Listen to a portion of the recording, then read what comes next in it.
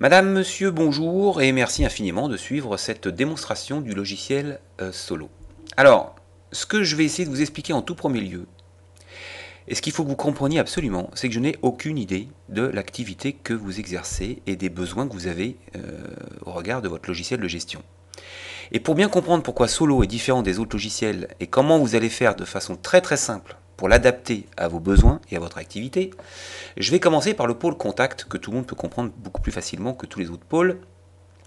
Comment je vais pouvoir gérer mes contacts de façon très spécifique? Alors, dans Solo, quand vous achetez Solo, vous avez déjà la possibilité de créer des clients, des collaborateurs, des contacts, des fournisseurs. Prenons le cas, par exemple, je vais créer un contact de type prospect.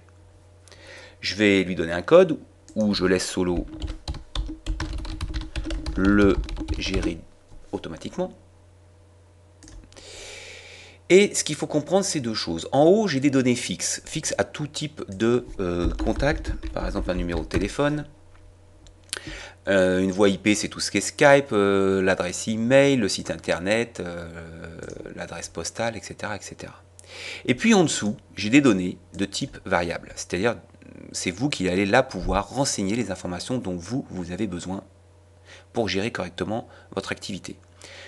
Alors, j'en ai quelques-unes qui sont renseignées. En fait, là, j'ai prescripteur numéro TVA, SIRET, activité besoin. Mais par exemple, si vous avez besoin de savoir quel est l'équipement de votre prospect, eh bien, vous allez tout simplement rajouter la question. Équipement, on valide. Et maintenant, tous les prospects vont avoir cette nouvelle zone. Alors, ce qu'il faut comprendre, c'est que les données complémentaires sont rangées par type de réponse attendue. C'est-à-dire que là, ce sont des textes. Là, c'est du numérique. Ici, ce sont des dates, ici, ce sont des cases à cocher, oui ou non, et puis dans l'onglet commentaires, ici, j'ai la possibilité d'avoir 3 champs mémo. Donc dans information, par exemple, si votre prospect, vous voulez savoir le nombre de salariés, eh bien ça va être plutôt une donnée numérique, et donc il va falloir poser la question ici. Alors, quand je dis que ces questions maintenant sont légion, en fait, pour tous les prospects, c'est très simple à comprendre, c'est que si maintenant je crée un nouveau prospect, Durand, par exemple, eh bien, évidemment, ici, vous avez la question nombre de salariés et son équipement, par exemple. Alors, ça va un peu plus loin pour les zones texte, par exemple. On a la possibilité de créer très facilement des listes déroulantes.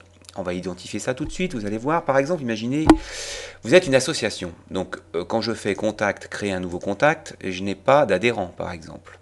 Si vous êtes une association, vous allez devoir créer un type de contact adhérent. Et bien pour ça, 2 clics, je vais dans Paramètres, je vais dans Paramétrage rapide, et là j'ai mes types de contacts, et je vais tout simplement rajouter adhérent. Je valide, je referme, et maintenant, dans Contact, je peux créer un adhérent. Alors comme c'est la première fois que je crée un adhérent, on va l'appeler, je sais pas moi,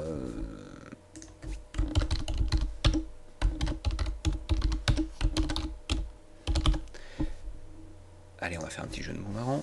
Sophie Fonfec. Eh bien, pour l'instant, je n'ai pas de données complémentaires et pour cause, c'est la première fois que je crée un adhérent.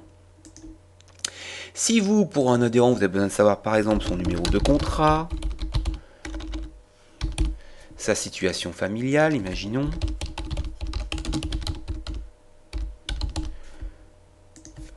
nombre d'enfants, c'est du chiffre, je le mets là, date de naissance, je vais plutôt le mettre là. Qu'est-ce que je pourrais mettre une donnée oui-non, qui serait par exemple, ça ferait double emploi, mais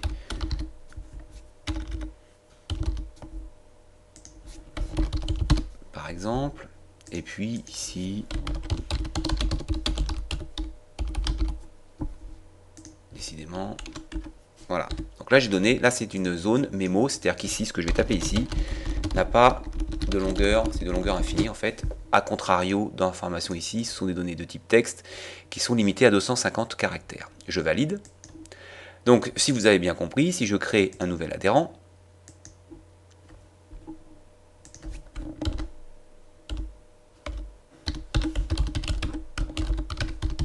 et bien maintenant, évidemment, j'ai toujours pareil,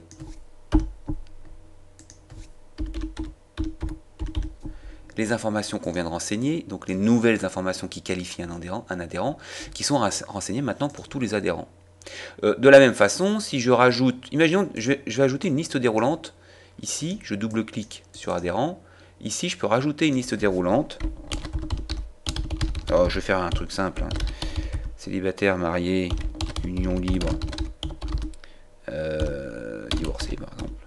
Donc là, je fais un truc simple dans le sens où c'est juste une liste de valeurs. Donc je referme.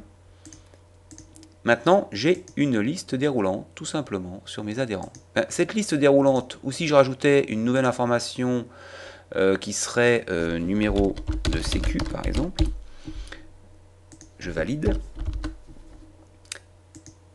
Tout ça, évidemment, a été modifié pour tous les adhérents. Si je retourne sur un autre adhérent, là je suis sur J'en ai marre, si je retourne sur Sophie, eh bien évidemment, les informations que je viens de renseigner sont légion, encore une fois, pour tous les adhérents.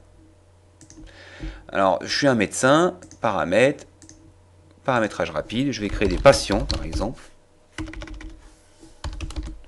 Je referme, je peux créer des patients.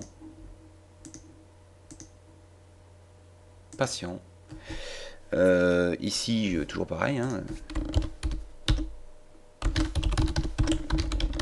J'ai pas encore de patients dans ma base de données solo, donc je vais pouvoir renseigner antécédents médicaux.